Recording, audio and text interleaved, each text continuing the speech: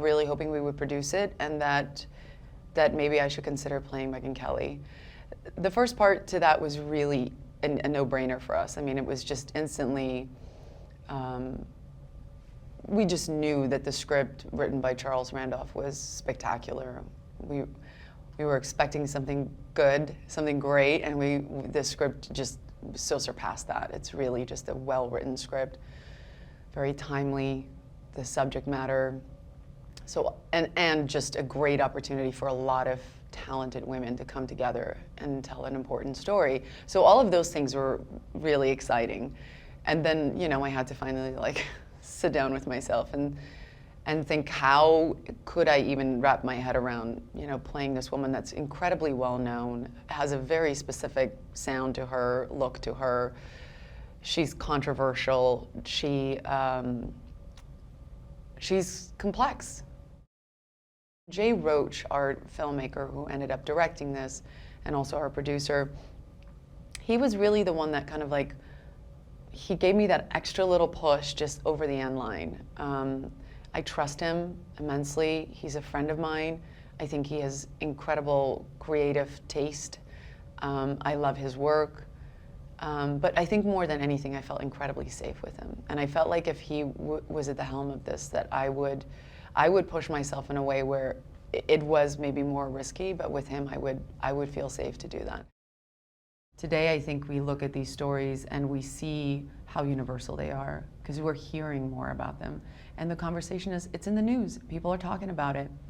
And how nice to go back to the people who actually catapulted us into this, because really this was the first of its kind. It was a year and maybe a half later, it was Harvey Weinstein. So this was the precipice of it, and it was a really important moment. And to have all of this noise around it is really great. You know, it's undeniable. It's a story that people cannot ignore anymore. And then how do you do that in a way where you can go and watch it in a theater and enjoy yourself? Be devastated, be angry, be mad, but also laugh at the absurdity that this is even happening.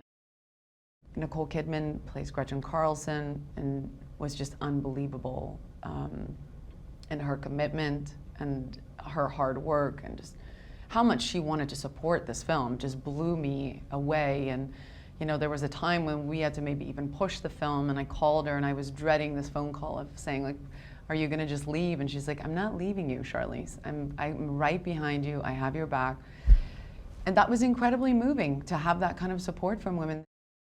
And when he initially brought him up, I had this moment where I went, that is so wrong, that is so right. It was just so out of the box casting, and Jay is so good at that. And instantly we all just went, we would have never come up with that, but that is brilliant. Because ultimately, you want an actor to be able to, first of all, step into a story that's not focused on him, but really focused on the female perspective, and that already is a heart feat. So to get a guy who has the kind of heart and soul and this kindness and generosity that John Lithgow has is already like 50% of it, right? And we knew that he would come and support all of that. But outside of that, he was just a great Ailes. Like once he got into hair and makeup and came out, and the amount of research he did, and this angle that he came from, yet again, that I was so proud of. You know, he never shied away from the fact that this guy, Roger Ailes, was incredibly charismatic, and that people loved him. We shot the elevator scene, I would say, in the middle of the film, of shooting, maybe a little bit more towards the end. And so by then, I think all of us, all three of us, Margot and Nicole and I, had a little bit more of a foothold on what we were doing, and I think we felt a little bit more confident. And so I think that moment where we're all three in the elevator and how much we're communicating without really saying anything, I think Nicole says 3 words in the elevator.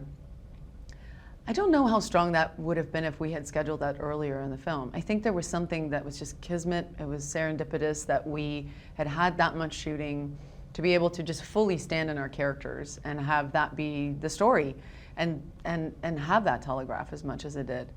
But it also is just, it says so much about Margot and Nicole. That's just, they are powerhouses, and I was just literally trying to keep up.